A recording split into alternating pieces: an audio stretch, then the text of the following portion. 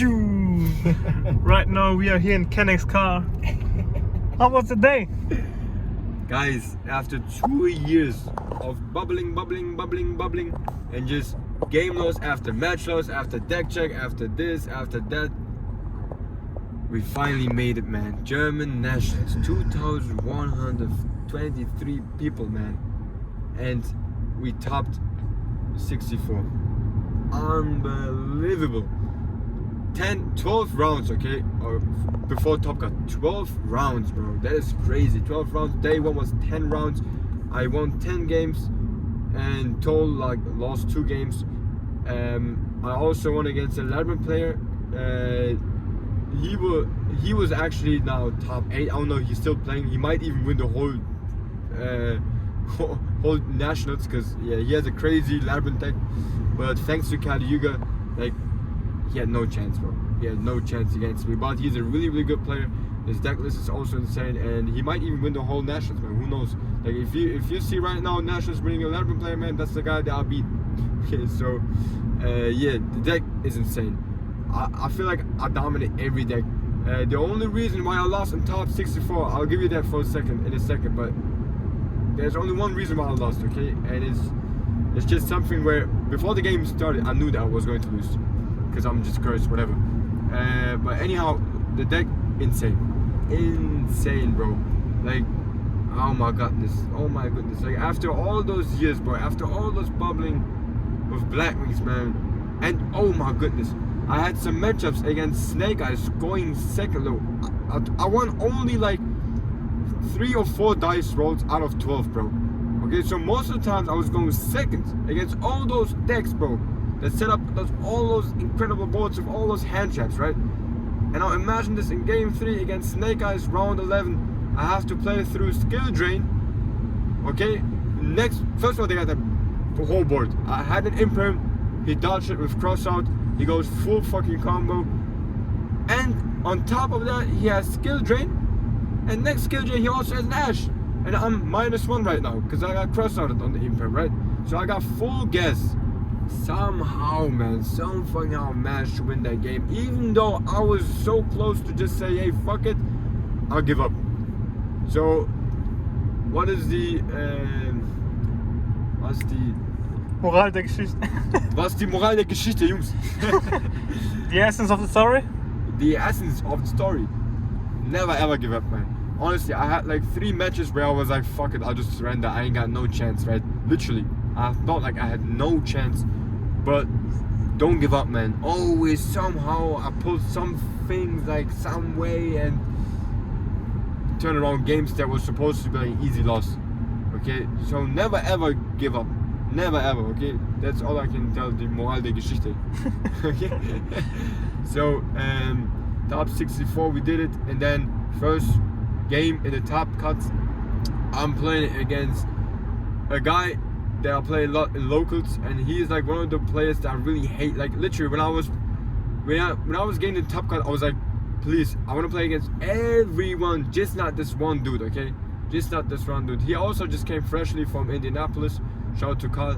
He made top 32 over there with Fire Kings. You could say he's the best, even though Fire Kings, in my opinion, is not even one of the best. It is one of the best decks, but it's I mean, how many Fire Kings has topped, right? It's always 1 or 2 people, if so, right? Usually it's more Snake Eyes plays, but he was the only Fire King player that topped in the national, in the YCS, and I think he was the only Fire King player that topped in the top 64.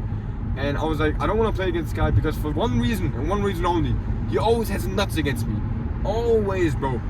If I go first, my hand is ass. Plus, he has a perfect going second hand. Okay, and then the last, I might just give you guys his hand in the last game. His hand was literally Droll, Ash, Nibiru, Bonfire, Wanted, bro. And at the top deck, you don't even want to know the top deck, man. But what the fuck am I supposed to do about this? Oh, sorry, top deck was plus out, by the way.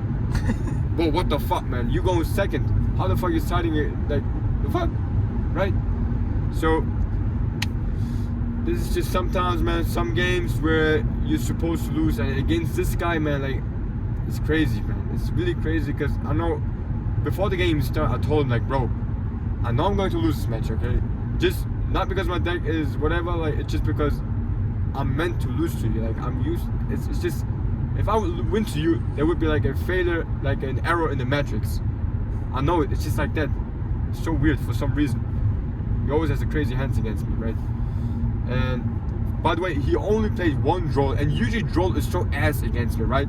But if I have to start with small world, prosperity, whatever, and I have search, then obviously draw hurts a lot. In addition, Ash and Nibiru is crazy. And another addition is like that he plays a lot against me a million times, and I also kicked his ass a couple times, like in locals.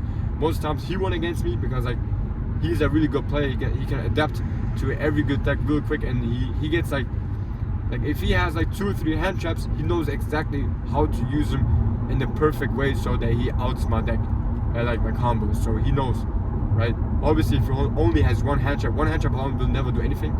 But yeah, so like I said, man, I was really unlucky. I felt like if I would have played against anybody else in this top cut, I feel like I could have won every game, because out of those 13, 14 matches that I had, literally, I felt like even the ones that I lost, I felt like I was supposed to dominate them, like I was like on a higher ground, right? But against him, I felt helpless, like literally, because he just has always the perfect hand. Like if I have, I don't know, if he has, for example, Book of Eclipse, if I have something, Ash, he has called by. If I have Imperm, he has called, like stuff like that. He always has an answer for anything that I have. For some reason, it's always perfectly for him. So yeah, he's the only guy that I've tried to avoid, and I see him. He's from my hometown, so I give it to him. It's fine. He deserved it. But next round he lost. Top 32 he lost. So yeah, it's just unfortunate. However, top 64 still with Blackwings, 2001 players, and my final standing was at the 44th place. So I'm at 44th place, bro. Fucking Blackwings, bro. After all those years bubbling, that's a beautiful thing. Yeah, that's basically it, man. I wanted to wrap this all up. This day 2. If you want the deck list, I mean, bro, you know Nationals in Sweden, right? Nationals in Sweden, Silent Blackwing. I mean, he was also using my new Kalyuga technique with Zonda and Kunai. Like, the deck is insane, okay? The deck is insane. This is the craziest thing, the most proudest thing I've ever created in Blackwings, because it just plays so well through hand traps and break spots and whatsoever. It's just such a good deck. So we got now back-to-back national tops with this deck, right? My proudest creation. Zonda and Kunai coming in clutch. So yeah, if you want my deck list, check out my Patreon, and yeah, otherwise stay tuned on YouTube. Eventually one century, someday, whatever, I'm gonna drop the list. So put the notification bell on, subscribe, and don't forget, man, Blackwing best deck. Thank you so much. Good night.